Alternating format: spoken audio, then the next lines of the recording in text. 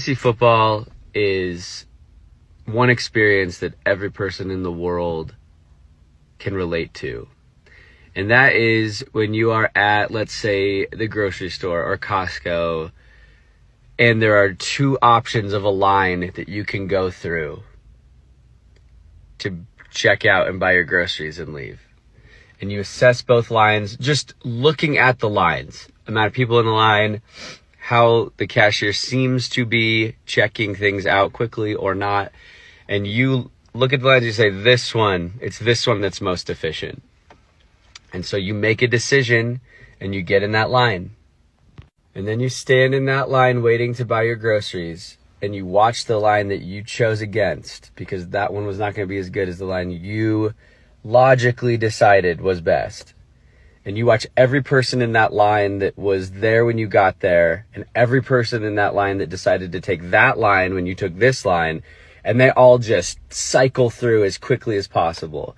That cashier is going faster than anyone has ever checked groceries out. Every person is just in and out. They're getting prizes as they go through. It's just a wonderful time for them. They're having nice conversation, and you are still exactly where you started, watching the other line just pass by, because someone ahead of you has suddenly forgotten how to buy groceries or what they're there for. They're just up there with the cashier who also has completely forgotten what they're doing. And you wait, you watch everyone succeed. Everyone else in the store that was still shopping when you got to decide which line, they've all passed through. Everyone from that line is already at their house. Their groceries are put away.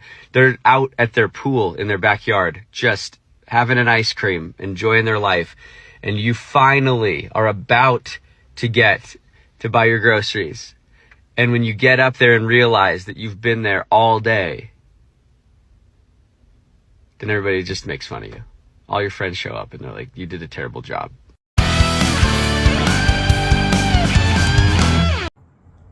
Alright, y'all, we back. Quick reminder, trade deadline is this week. Got to get those trades in before the week is over. After that, you out of luck. Matter of fact, I need a tight end, so if anybody's shopping one, hit me up. Also, I'll be reaching out to everybody to see if anybody has any suggestions that you may have for next season that you want considered. Send you a message on IG and Sleeper just to make sure everybody gets contacted. You don't have to respond to both, it's the same message. For example, whether it's on Sleeper to keep the extra game, but I will post things that we're considering at the end of the regular season before we start the playoffs. That way, you still got a couple of weeks to vote, and you got a couple of weeks to come up with any thoughts. Also, season's ending. It's only 4 weeks left. Time to lock in, boys. And here we go. First, matter of fact, congrats to Sean getting high score of the week, second time of the year. Matter of fact, second in the last 3 weeks. So Sean's heating up. Matter of fact, I think he's up to third in the standings. Yeah, third in the standings. Alright, congrats, Sean. He out here moving on up. So why not start with him? Beat Jeff 151, 144. Let's see. High score of the week is nothing you could usually do with that. What, 40 from A-Chain, 23 from Egbuka, 15 from Jones, 15 from his kicker. Okay. Jeff, you weren't going to do much with getting 4 from Keenan Allen, 1 from your kicker. Yeah, Sean team was just killing it straight through. High score. For game of the week, I had Joey and Sky. Joey won this one 140, 130. Joey's team, hey, every week, I feel like I'm saying it every week, Joey's team just powering along. Got 28 from Henderson. He finally popped off. McConkey gave him 20. Got Jacobs gave him 20. Weirdly, Bijan is like slumming, but the rest of the team is weirdly carrying Bijan. But Hey, shout out to Joey. He's moving on along, up to fourth in the standings. Sky took the loss, but he did get that extra win. Still sitting at ninth place. All right. Next up, had me and Jake. I had 125 to Jake's 110. This was just poor management by me. I'm not even gonna lie. I should have got the extra win, but thinking I could sneak a quality QB off of waivers, got stuck with Rodgers, whole ass, and fucking McManus. 1 point. I got 10 points, less than 10 points from my kicker and my QB combined. That's ridiculous. I still beat Jake because, I'm first in the league. I'm still going to get the dub, but I ain't get the extra win. I keep trucking along. Still first in the league. Jake falls to number 5 in the league. He's still in the playoff race, but things are getting really close in that middle section. Had Cody come in. Nice win over Quinn, 130, 113.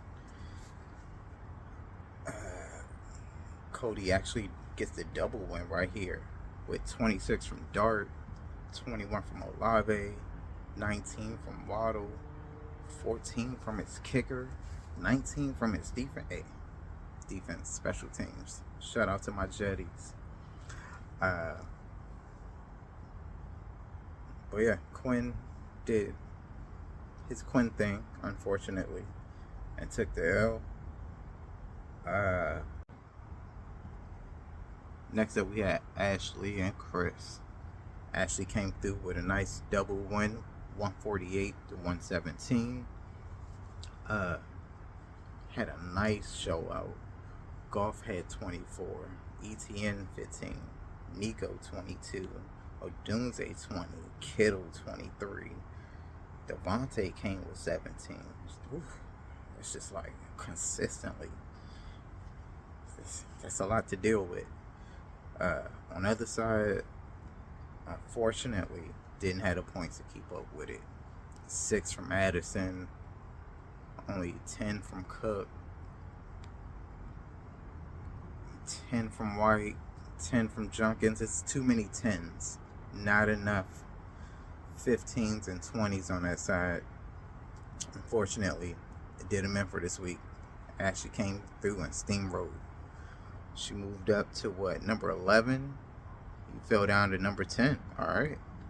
They're one game apart. Hey. Like I said, that last spot's going to be tough.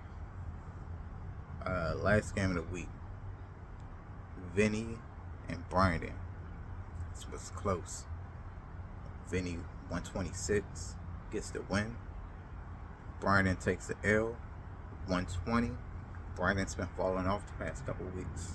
I don't know what happened. But Vinny, Kyron hit him with 22. Devontae with 20. PJ Washington with a nice pickup off waivers with another 18. Marvin Harrison with another 15. Game of the week this week. Going with number 1 versus number 3 in the league. Me versus Sean. Here's a quick look at the overall standings. It's getting close. Currently, Brandon is in that last playoff spot. And there's 5 teams with 10 or 11 wins. That can swing any way.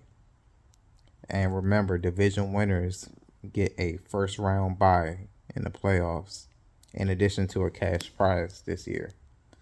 So looking at the divisions, mine looks mostly wrapped up with a nice lead.